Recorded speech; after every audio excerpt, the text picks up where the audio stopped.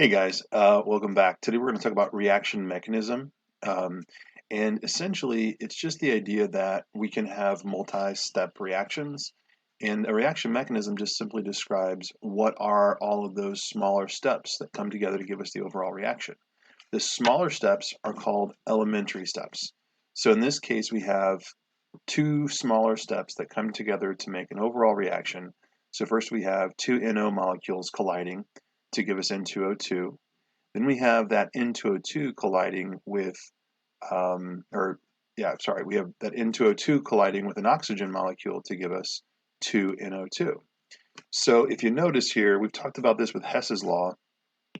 Um, this is more than just a hypothetical. This is through experimentation, it's been determined that this is actually the mechanism for a given overall reaction.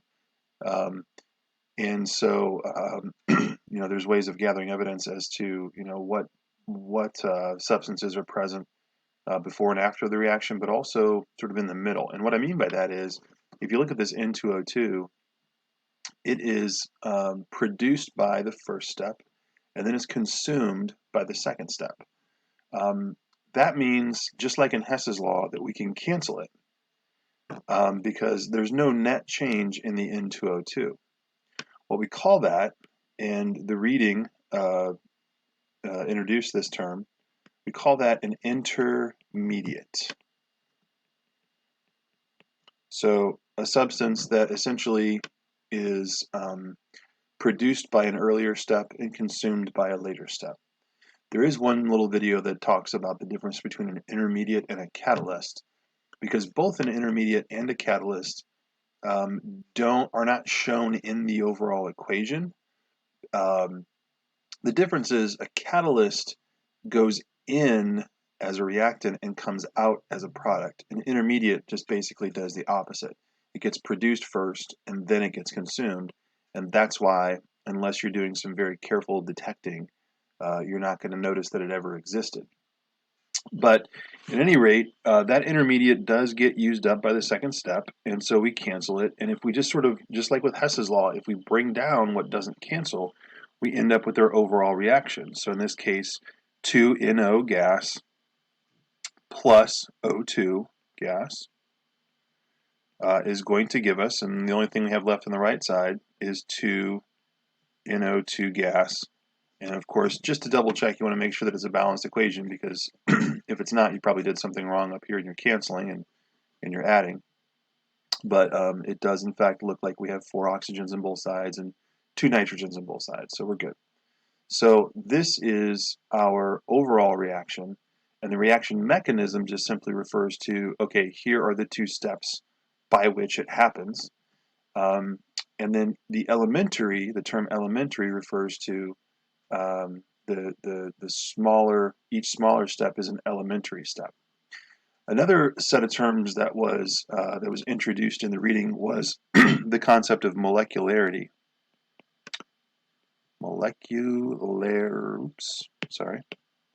Molecularity is just the idea of just talking about how many molecules have to actually collide with each other in each given in each given elementary step. So in the first step, you would have 2 nitrogen monoxide molecules colliding. So that elementary step would be what we call bimolecular. In the second step, we would also have a bimolecular reaction because we have 2 molecules colliding. If you had 3 colliding, that would be termolecular. If it were just 1 decomposing, that would be unimolecular. By the way, termolecular is also interchangeable, of course, with trimolecular, which hopefully makes sense to you. But the idea is, so why do we care about calling something bimolecular versus termolecular versus unimolecular? It gets to, in a lot of cases, the speed of the reaction.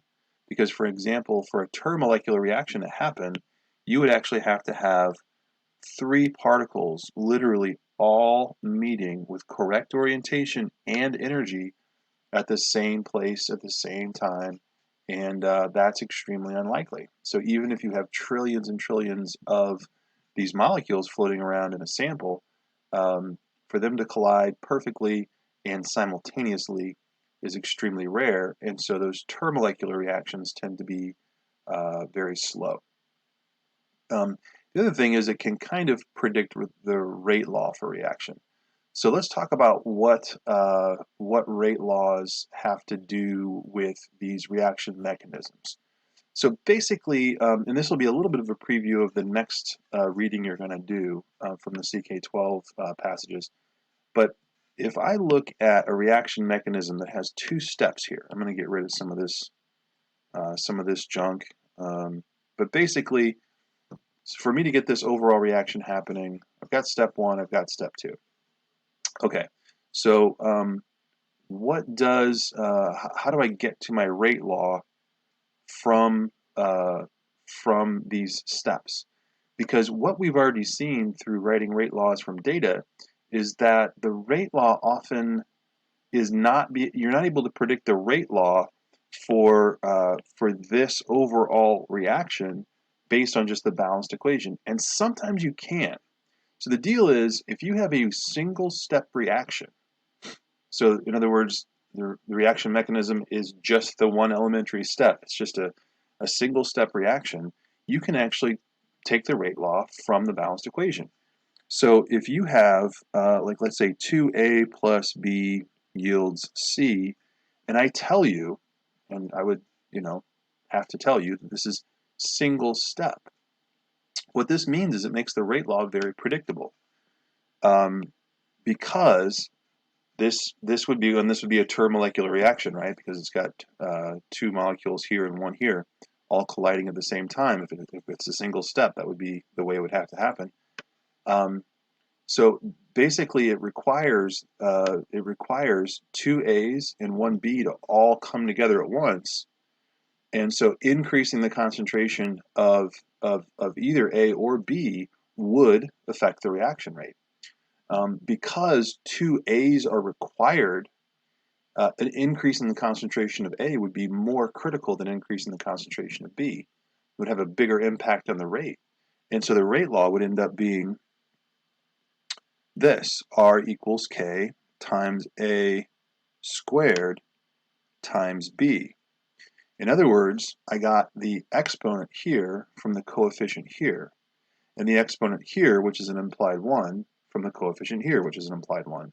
So if it's a single step reaction, so unlike my example up here, if it's a single step reaction, the rate law can be taken from the balanced equation, because it's just a very simple reaction, and so we can use those coefficients. Now, if it's not, and again, you haven't read about this yet unless you've read ahead, but just as kind of a little preview, we have in a reaction mechanism that has multiple steps, 2 or 3 steps, so like this one has 2, there's always going to be one step that is faster and one that is slower. Now, to answer a question like this, you're going to have to be given this information. But let's say, for example, I give you the information that the first step is slower and the second step is faster. Okay. So what does this mean about affecting reaction rate? Okay. Well, if this were a single step reaction, like if I didn't have these two steps, and I just said, oh, 2NO plus O2 yields 2NO2, and that's a single step reaction, guys. Forget about mechanisms, it's just a single step reaction. You could write the rate law, and you would have an exponent of 2 on the nitrogen monoxide and an exponent of 1 on the oxygen, because if it were a single step reaction.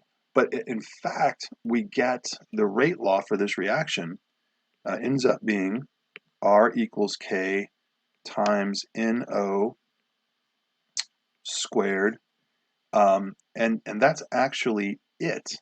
That's all there is to this rate law. There's no oxygen in this rate law, and so you would say, well, why? Well, it turns out it's not a single step reaction. It has these 2 steps. So then the other question is, well, why is the oxygen omitted from the rate law? In other words, why is this reaction 0 order with respect to oxygen? Why does adding more oxygen to this reaction system not speed up the reaction? Or you could say, why does taking it away not slow it down?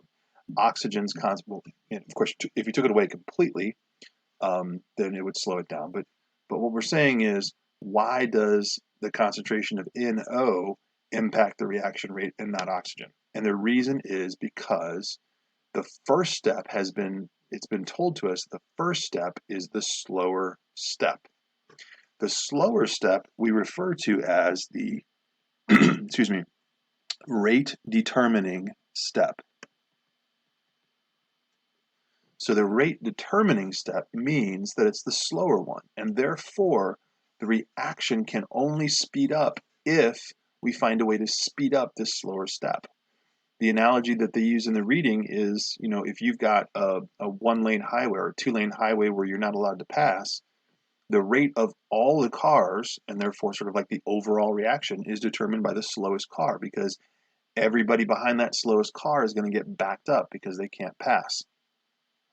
In this reaction, the reaction can only go as fast as this slower step, can go.